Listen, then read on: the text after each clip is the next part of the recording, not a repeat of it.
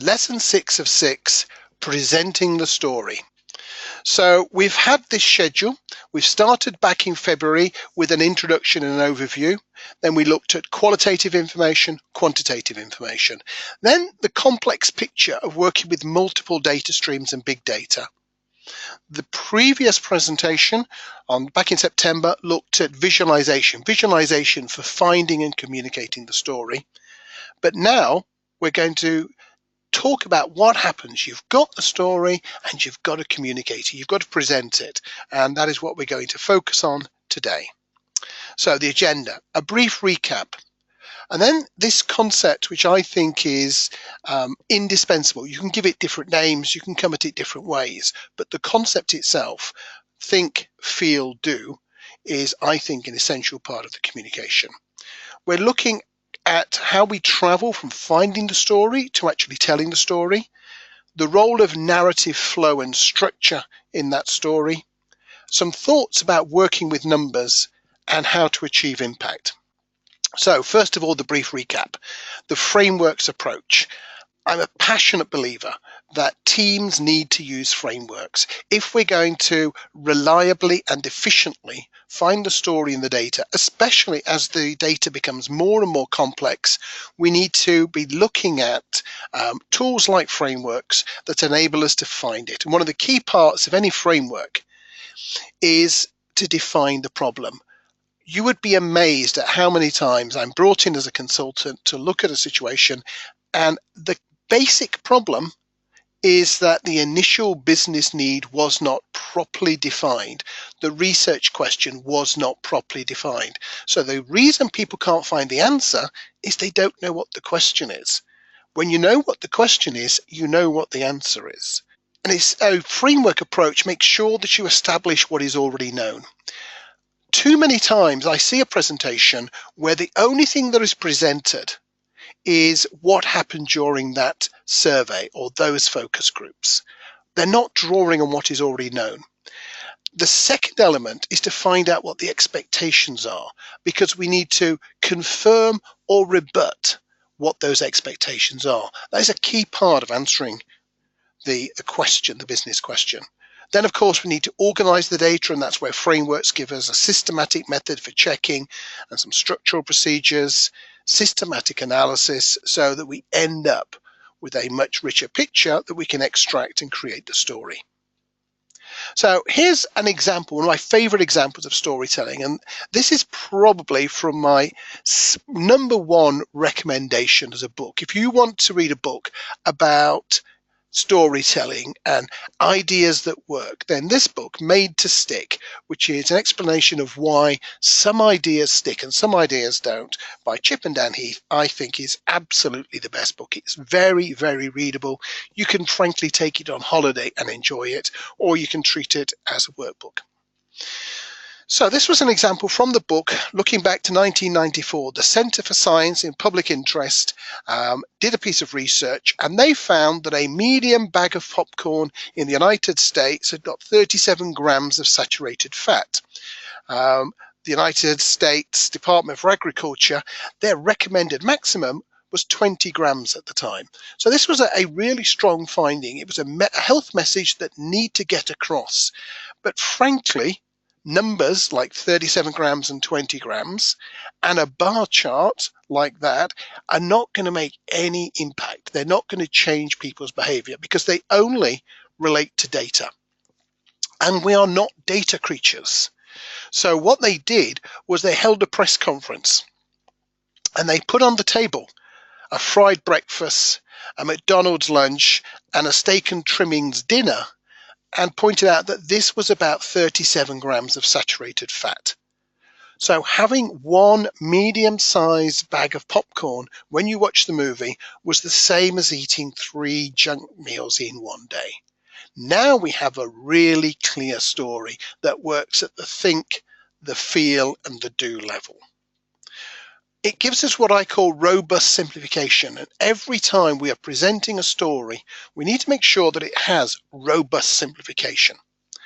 So here was the data. 185% of your daily fat allowance. That's what one medium-sized bag of popcorn was giving you. That's not very memorable. What happens if we simplify it? Does the message stay clear? Well, yes, it's about twice your daily fat allowance. So if we simplify it, that is clear. And if we visualize and simplify it, it's a day's worth of unhealthy food. So that message has got robust simplification. Like all good market research stories, and like pretty much all good stories, lots and lots of things were left out. So other things are in the popcorn. There would be salt in it, there'd be sugar in it. Those are not good for you, but they were not part of this story. What about a large bag of popcorn? That must be even worse for you. Yes, but it didn't help tell this story. There are other things that people eat in movie theaters. Some of the hot dogs, some of the ice creams, those are not going to be good for you either, but they were not this story. And we could have compared it with how bad was this compared with a normal everyday meal. Not relevant. Once we've made the point clearly, making it twice and 3 times doesn't help. So we need to leave things out when we tell the story. And this is the think, feel, do that I mentioned a moment ago. Think is about the facts. You need to know the facts are right. When somebody goes back and facts checks them, they need to find out they're right. Popcorn has saturated fat. Saturated fat is not good. There are limits. The facts are not very motivating. Not many people change their behavior because of facts. What about feel, the emotional message? 3 junk meals in one day is unwise, it's gross. We're appealing straight to people's sense of decency and common sense when we work at the feel level. And we have to have a do. Every single presentation you ever make should have a do. You should know what the audience should do afterwards. You have a desire to make them do something. Now, that may be to stop with some plan they've got. It may be to do further research. It may be to launch the product. But there is no point you presenting if you don't know what you believe the do should be. So what do we want people to do? In this case, what the USDA wanted people to do was, when you're about to buy popcorn, think about all that fat. Feel a little bit sick, scared. Do trade down or trade out of the popcorn into something healthier, something smaller. So we have a very clear think, feel, do through that process. So how do we generate stories that are going to be as convincing as that? Well, to be honest, they're probably not always going to be as convincing as that, but we can have a process that moves us in that direction. And one of the first things is to realize there is a very small link between how you found the story and how you tell the story. So in finding the story, we have multiple data sources. For example, maybe we've done a conjoint study with 1,000 consumers, and that has been the single best source of information for understanding the market and generating the story, our recommendation of what is happening in the market and what people should do.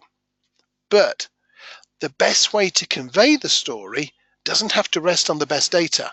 Maybe we've got a video interview with a customer. Now that's a really poor way at finding the story, but it can be a fantastic way of telling the story because that appeals at the emotional level. It's going to be much better at getting to feel than any amount of conjoint utilities, part worths, what if simulation models. If we want to appeal to the feel, then a customer talking about their experience is going to be more impactful and work better. So we can blend using the hard data as the method of finding the story and some of the other information as the method of telling the story. So when we're finding versus telling, one of the things we need to remember is that most of the steps in finding the message are not part of the communication.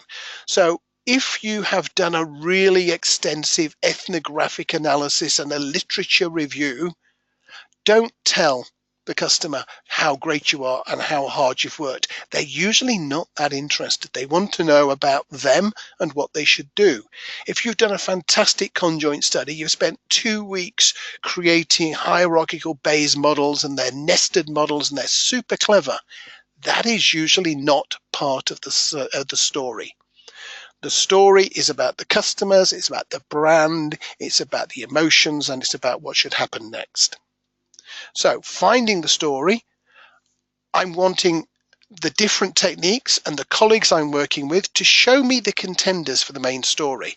And I will choose one out of all the possible stories. I will look at alternative perspectives and alternative stories. I want to be given lots of choices about what the right story is. But when I communicate the story, I want to say, here is the one story I want to show. I no longer want lots and lots of alternatives. I am making the decision about which is the right story to tell, and I'm telling that story. Now, how do I find the story and how do I tell that story? I use the business question as a lens. So the same data is going to deliver lots and lots of different stories based on different business questions. So I have to know the business question. I have to know the starting point. What does my client already know? What do they need to know? That's going to help me frame that story. This is one of the reasons why industry reports don't really have a focus story. They're usually a little bit bland, and that's because they don't have a single message to a single reader. They have multiple readers with multiple needs, so they're trying to cater for multiple situations. The business question that we are talking about when we're finding the story defines what is in the story, what is left out of the story, and where the magnification should be. Here's this lovely picture which describes the difference really between when I joined the research industry in the 1970s and today. We used to focus on precision, and on the left we see the precision. A 1500 kilogram mass is approaching your head at 45.3 meters per second. And on the right, we realize actually it's all about the key message. What do we want people to do? We want them to move. We want them to look out. They are not interested in exactly how heavy that weight is or how fast it's moving. They need to know it's fast enough to kill or injure them, and they have to move. That is the story. The story is not in the detail, in the precision. So we also, when we're storytelling, have to work out the format. So quite a lot of what I'm going to be talking about today is a presentation on a screen. So you've turned up to the client's office, the client has come to your office maybe, you're presenting on a screen with Keynote or PowerPoint or one of the other tools. People are in the room, it's face-to-face, there's some interaction going on. And that is a very, very typical presentation. If I go back to the 70s, that would be about a 2-hour presentation. It's now typically a 30-minute presentation. So even in the same setting, things change. But it might be a webinar or a virtual meeting where you can't see or hear the people you're speaking to. That's going to cause you to change the message slightly. You're going to be a little bit less interactive. You're going to have to put in a few more explanatory steps just to make sure everything is going fine. You might be talking face to face with no notes, and for some reason this often scares market researchers. They do it outside of work all the time. You meet your friends in the pub, at the school gate, in the park, in the sports club, in the gym, and you talk about work, you talk about life, you talk about your holidays.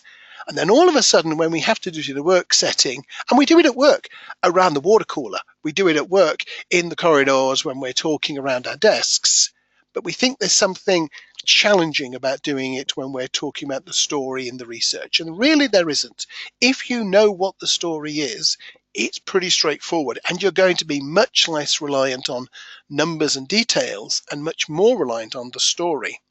Similarly by telephone, it's like face-to-face, but even more so. But of course, you can also be looking at notes while you're talking to somebody via Skype, telephone, some sort of voice communication.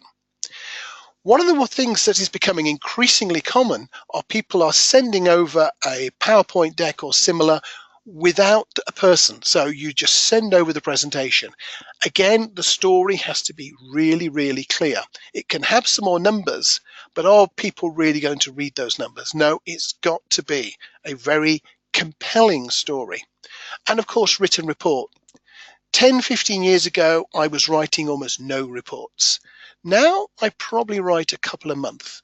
They do seem to be making a bit of a comeback in support of an executive summary, in support of a presentation debrief. And of course, sometimes it's just in the body of an email. We need to boil the whole project down into just a few words. And I'll show you an example of that in the postscript at the end of this presentation.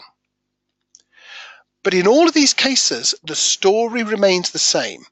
The storytelling devices change, but the story is always going to be the same. It's a longer story, it's a fuller story in some of these channels, but it's the same story. Now here's the architecture of a typical story. I'll give a hat tip here to a great researcher out in the Asia Pacific area and research buyer, Mike Sherman, for coming up with this version of this particular format. And it's a very, very stylized, straightforward thing. And if you're a junior researcher, I would say work with this. Eventually you will move into your own format, but this is a great place to start. So elevator pitch, one paragraph, one slide, whatever the format is you're working with. What is the basic story? 3 supporting themes, 3 reasons why. So this is particularly true because of the product, it's true because of the user group, it's true because of the financial picture, whatever the 3 themes are. Each of those themes, 3 pieces of evidence. That could be as few as 9 slides we're looking at here. We had the 3 themes, then each of those themes has 3 pieces of evidence. What happens if we've got 20 pieces of evidence supporting a particular theme? We don't use them, we use the 3 best. What if we have a client who doesn't believe us after we've used 3 pieces of evidence? Frankly, they're not going to believe you after you've used 20. You have failed if you have used 3 good pieces of evidence and they have not conveyed the message. And we're going to talk about good news and bad news later, and bad news is one of the places where we do sometimes fail to get the message across. 3 pieces of evidence is plenty. Then once we move on, an executive summary, which includes the elevator pitch and the 3 themes. So that can be another paragraph or it can be a slide. And then, as Mike says, all the other detail goes in the appendix or sent separately. I'm going to come back to some of those points later. But you can focus on the elevator pitch, 3 themes, 3 pieces of evidence for each theme, an executive summary, and everything else you think of as being in the appendix or sending separately. So I'm going to give you an ABC of the narrative flow. A beginning, a middle, and an end. So there are some stories, many of you will have seen the movie Pulp Fiction, which jumps around all over the place, and that's part of making it intriguing. That is not good for a market research presentation. It should have a sense of beginning, middle, and end. Use storytelling devices, humor, personal anecdotes, interaction to enhance the flow. They are not part of the story, they are part of the storytelling. They vary depending on the situation, they vary depending on the audience, they vary depending on the storyteller. But you need to practice those and develop those skills. And you need to ensure the audience are on the same path. That means building in redundancy. You don't want to be incredibly efficient in your messaging. Because if you're incredibly efficient, if somebody misses one point, they will miss the rest of the structure. So you want to put in some redundancy. Interaction is a great way of doing that. Asking a quiz, asking for feedback, asking for other examples, summarizing progress so far. All of these help you ensure the audience is on the same path as you and are following the story. I mentioned good and bad news, and this is a really important part about presenting the story. Typically, there are 4 situations. Good news. We go in there and we say, yep, it's exactly as you thought it was. Your product is great. It's going to go gangbusters. Let's all go down and have a coffee or whatever else it is that we drink. That meeting is a relatively quick meeting. People are not going to challenge your data. People are already there on the emotional and the do. It's carry on, full speed ahead. The next one down would be good news, but caveats. That's usually relatively straightforward, but you need to make sure the caveats get through because the emotion is going to be good news. So you need to make sure that we do need to make these changes. Actually, it doesn't quite work for these people. We have bad news with some options, which is just a lesser form of the real problem, which is bad news. Somebody has been developing this project for 2 years. Their entire credibility at the company is based on this project, and you find out from the research that it's a complete lemon. It needs to be scrapped. It's so bad it can't even be saved. That is not a quick meeting. Frankly, it's not usually a single meeting. People are not going to necessarily believe the facts. The emotion is going to be all the wrong way. And the do that they're going to want to do is to challenge the research and the findings. So we have very different situations. The storytelling for all of these is going to be different. And whether it's good or bad news depends on what the audience wanted and expected and what the research finds. So I had one situation, I tested 3 commercials, A, B, and C, and I went in there bouncing happy saying, great news, A is fantastic, you can definitely launch it. And they all looked very sad. And as the conversation rolled on, it turned out that A had been made by their parent company in the United States. They had made B, and they really wanted B to win. So whilst this was good news for the company, because they had got this great advert and it was going to be successful, it was bad news in terms of what they had wanted. And I had not done enough about finding out their expectations, what success looked like to them. For them, success would have been B was even better. They're quite happy for A to be good, but they wanted B to be better. And I should have known that going in. So how are we going to deal with bad news?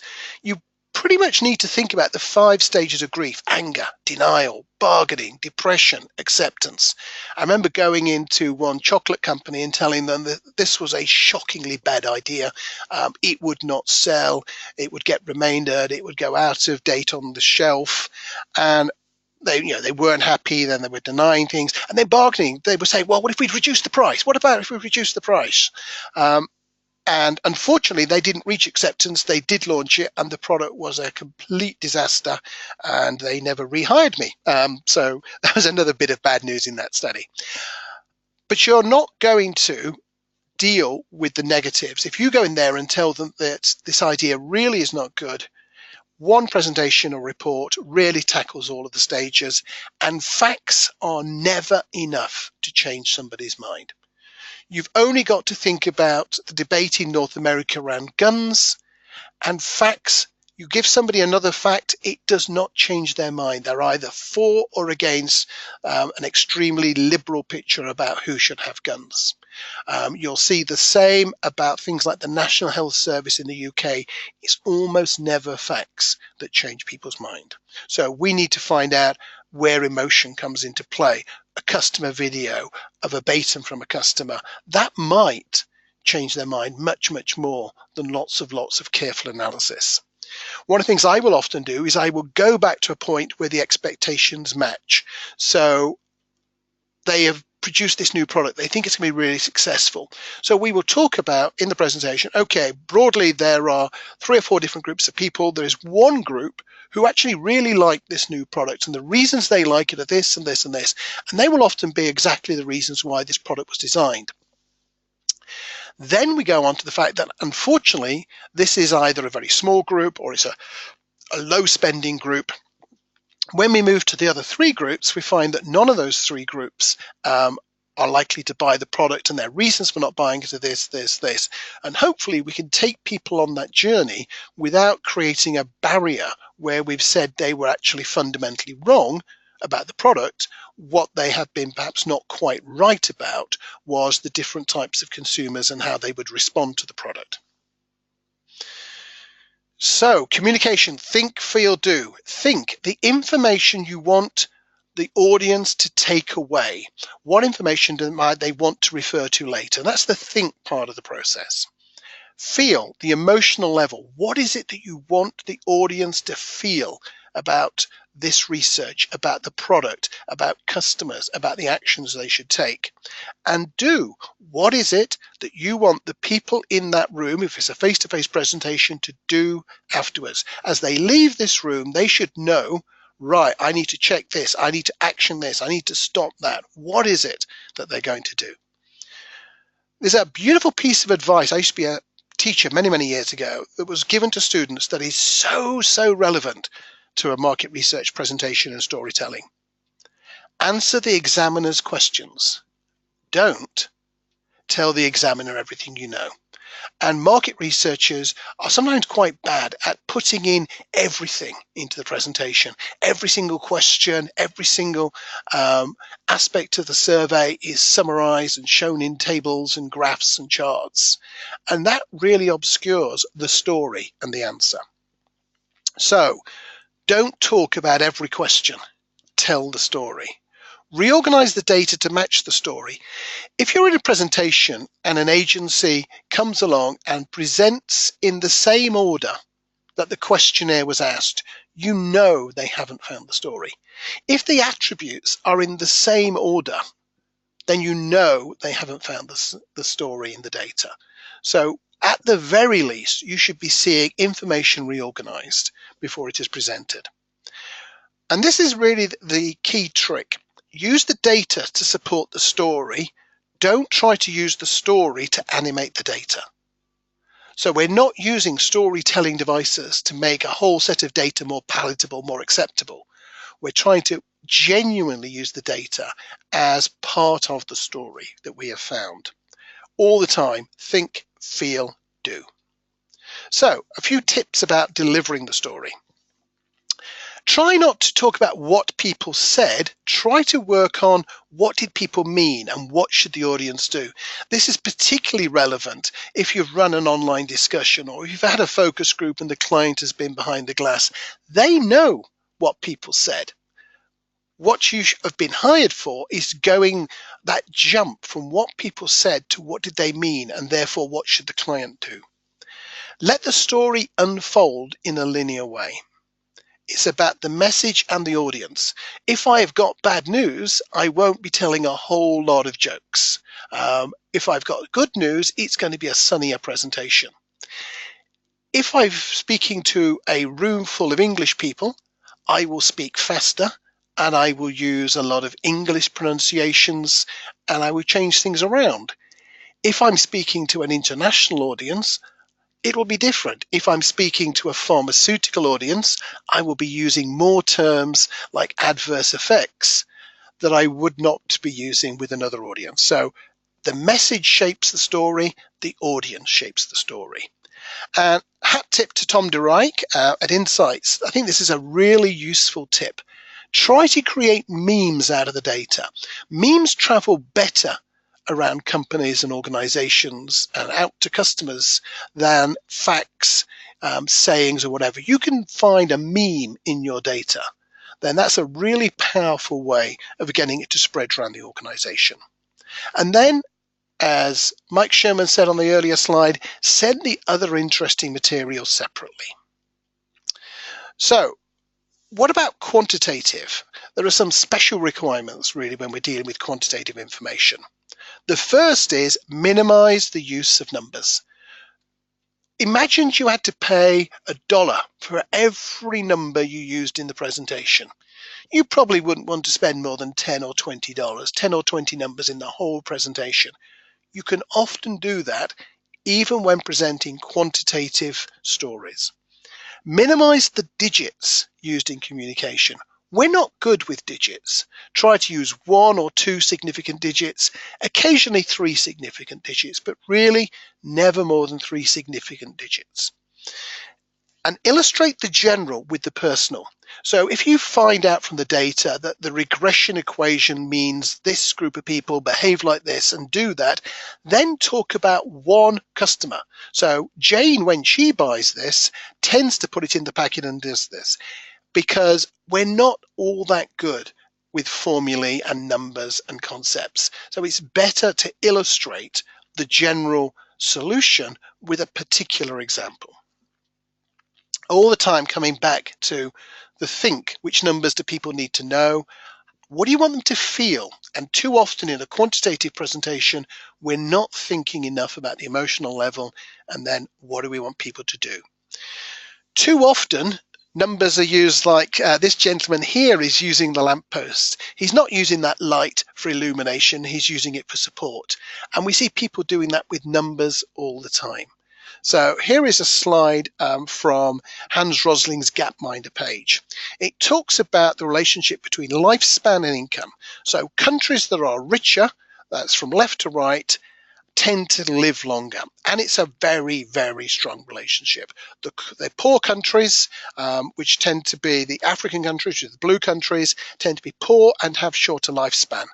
The richer countries, which are Europe and Asia and America, up in the top right-hand section. The size of the bubble is the size of the country. So you can see China is the large big bubble up there, and then the lower large bubble is India. So very quickly, we can see the data.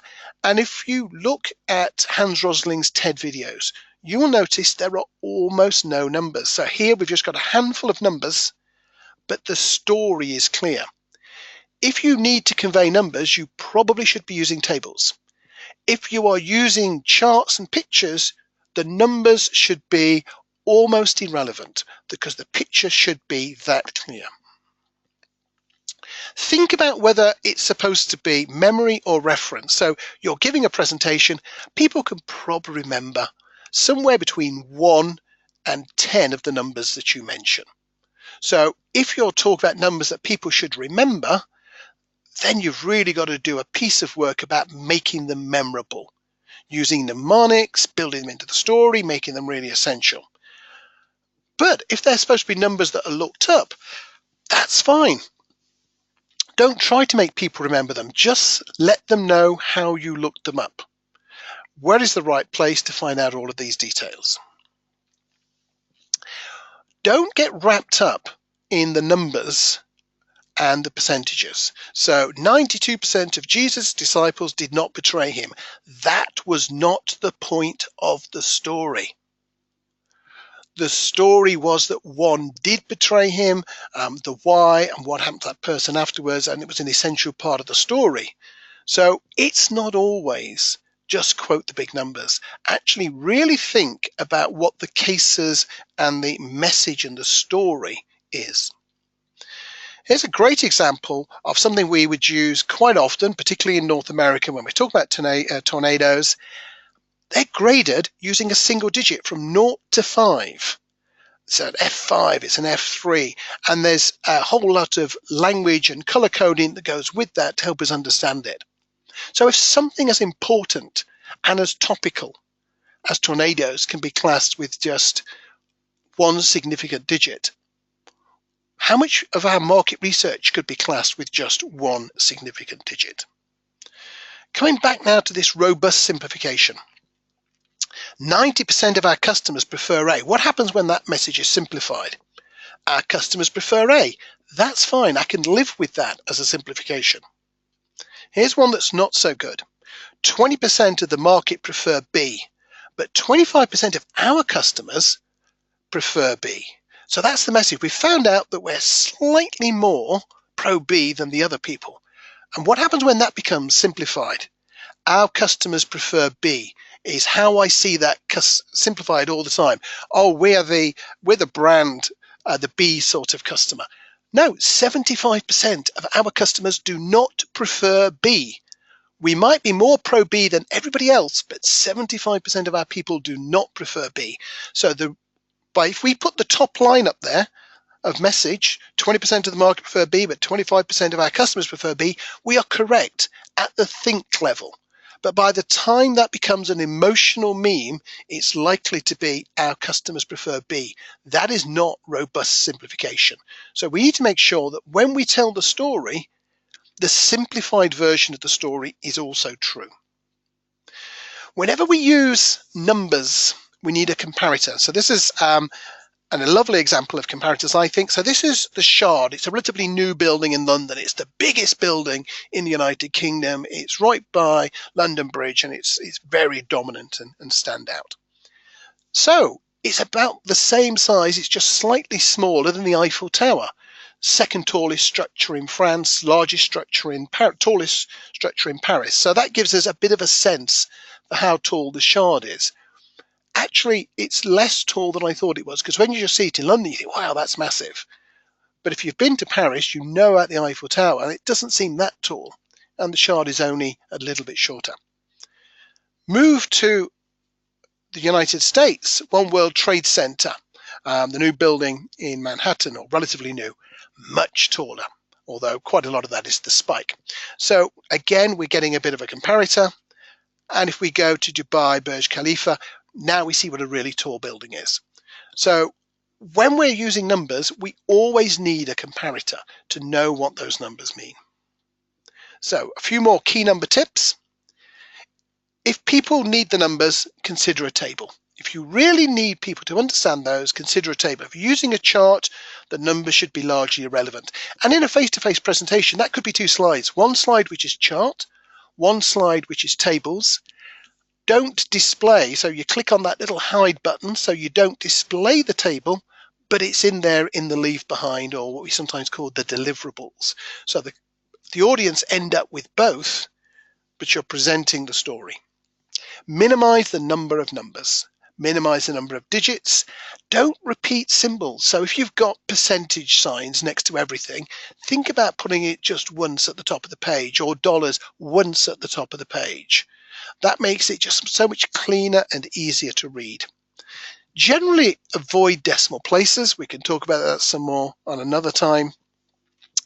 And generally, I like to use positive integers between 0 and 100, except when I can use positive integers between 0 and 10.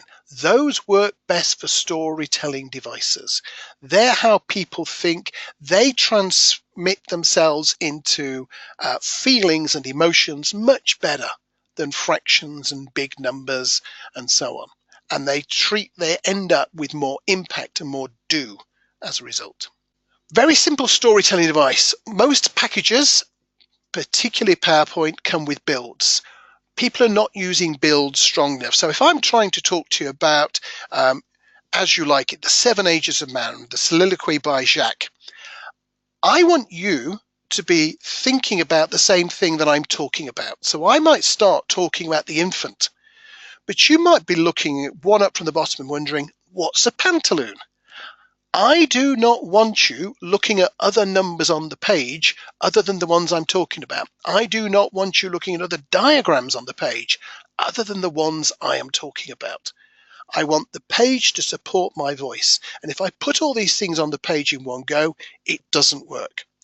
So we would say to people, today we're going to draw something from As You Like It by Shakespeare. We're going to talk about the 7 Ages of Man. First, I'm going to talk about infant, and I would talk about that. Then I would talk about schoolboy. Then I would talk about lover. Then a soldier, justice, and only then the pantaloon, before finally second childhood, sans teeth, sans hair, and sans all the other things I don't want you to look at this stage. Another example from a presentation from many, many years ago, we did a study asking people in London and Manchester how many alcoholic drinks they had had at the weekend. And this would be a fairly typical way of showing that data. And I might want to be talking to you about the number of people who had no drinks, but you might be looking at the pink part of the chart. Much easier to use the built-in function in PowerPoint and Keynote to just build that chart up. So we did the study in London and Manchester. And between a quarter and a third of people had no drinks at the weekend. You can think of all sorts of reasons why. Maybe they're teetotalers, maybe they were taking medication, maybe it just didn't crop up. We then get an interesting finding. Almost nobody has one alcoholic drink at the weekend in London and Manchester. I suspect in many places. You can see why people would have none. You can see why people would have more. One's a really funny number in many, many cases. Then we see in London about 1 in 5 and a few people in Manchester having 2 to 4 alcoholic drinks.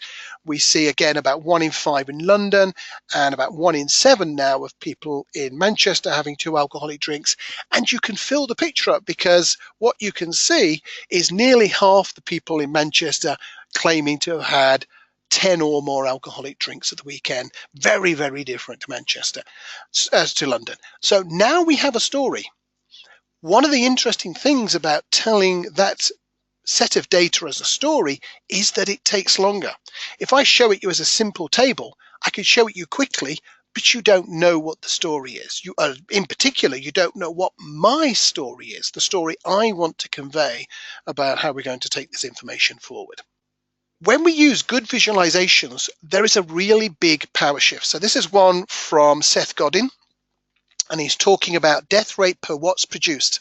And he's showing you that coal producers, according to the data that he believes and the message he wants to share, that there are many, many more deaths from coal than there are from oil, and there are many, many more deaths from oil than there are from nuclear.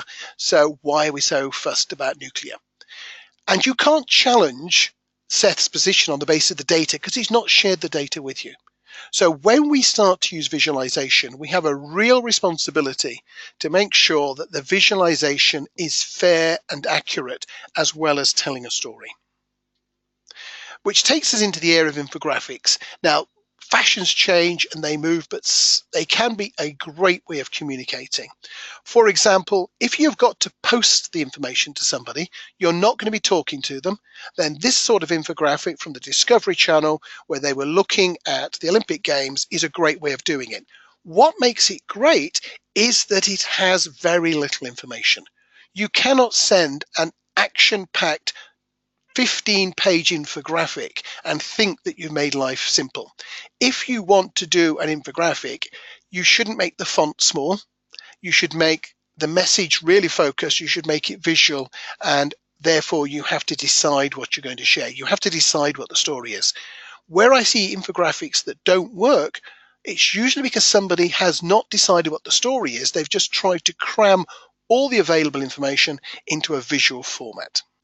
It's nothing new either, infographics. So this is going back to 1914, showing you the height distribution overall and the height distribution by male, female of students. And it's a wonderfully clear way of showing the picture and reminding us that in the real world, distributions aren't perfect. So if you look, there are more 6'5" people than there are 6'4" people. There are more 6'3" people than there are 6'2". That's because when you actually sample in the real world, you don't get the classic distribution back. Here's quite an interesting infographic. I think it's a great one. But you wouldn't use it in a presentation, or if you did use it in a presentation, you'd probably have to have it on the screen for 15 minutes whilst you went through different aspects, and you would probably use a build to allow it to unfold as you went through different language groups, geographies, colonial history, whatever was the reason why. So this sort of infographic is it's an equivalent of a book. It's an equivalent of a report. It's something to go away and read, and it's a way of making data accessible. But it's not a presentation of a story. There are one or two sort of underlying stories, a couple of political messages.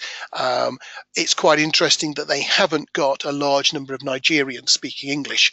Other charts which are similar do. They have grouped together different forms of Chinese as one language, and they've left Spanish, Portuguese, Italian as separate languages. Arguably, you could put those together if you could put all of those different Chinese languages together. So there are some background stories, but none of those stories are being told. What is made available to you is just a really accessible collection of information for you to find a story. We've mentioned the nice to knows lots of times when talking about data, and I've talked about the things that are not essential being sent separately. So here are 3 strategies for dealing with the nice to knows. First of all, include them in an appendix, either left at the same time or sent separately. One of my favorite tricks is to break them up into nuggets and send them to the people who will find them useful, because for the main story, they are not a need to know, but quite often for somebody in the organization, they are a need to know. If we repackage all of these extra findings, we can send them to people who will find them useful. We can use them as a chance to have further meetings. We can have a further meeting in order to maintain contact. We can have a further meeting to talk about future projects and more sales. So we can really use those nuggets, that nice to know information. And we must use them as part of the framework for future research. Coming towards the end, but this is a really key tip from David Ogilvy. If you want to be interesting, be interested. If you find the data you're working on is not interesting, you are probably in the wrong profession. You really have to find the secret, what makes it interesting, and that's going to help you take it forward. So the big picture, it's all about think, feel, do. Too much of our presentations, too many of our presentations, too much of our thinking in the past has been about think. It's been about precision, it's been about accuracy, it's been about fair representation of the data. We need to work much more on the feel, and we need to be committed to saying what we think the audience should do as a result. We should use the research to illuminate the story, not use the story to make the research palatable and fun. We need to know whether we're delivering good news or bad news, and that depends on the message and the audience, and we will adjust the way we deliver it. We will want to spend longer, for example, on bad news than on good news. We will adjust the way we deliver it based on this understanding. Be clear about what you're recommending and be brave. One of the things I hear most often when I'm talking to client side is that they want a one-handed researcher. What do they mean? Not somebody who says, well, on the one hand you could do this, but on the other hand you could do that. Take a recommendation. You might have to put a caveat to say, okay, we're 70% sure, but my recommendation is you do this. Of course I could be wrong, but this is my recommendation and I believe in it. I mentioned a postscript earlier. So here is a slightly disguised version of an email to a very important person at my big client. Hi Jane, the data from the concept test is attached. The key message is that it's good news. As you suspected, execution C was the best performer and well ahead of your action standard. We'd strongly agree with you moving forward on C. Here is an example of one of the verbatims about execution A. Wow, what a great idea. A refreshing non-alcoholic drink for adults. Looking forward to trying this when it comes out. As you can see, they picked up all the messages and were enthused. Executions A and D also performed well, exceeded your action standard. As John predicted, execution B did not do so well, especially with the 18 to 25s. I will call you later to discuss the findings and recommendations. This was to a client who did not want a presentation. They said, no, just send me the data. Here's the format for it. Here are our action standards. Please lay it out on this PowerPoint and just send me the data. But I want to show them this is my story. And here it is. And I'm just going to put it in the email and I'll send it to them. So thank you very much, especially for those of you who've been with us through all 6 of these sessions. You can follow me on Twitter. You can sign up and get our newsletter. And with that, I'd like to open the floor to Q&A.